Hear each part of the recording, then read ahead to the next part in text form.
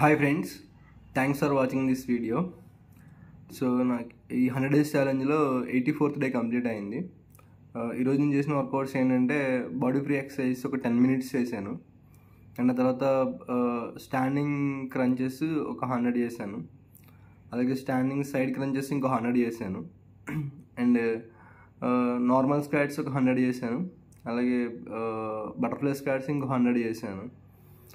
And ఇంకా Planck అవేం వేయలేదు.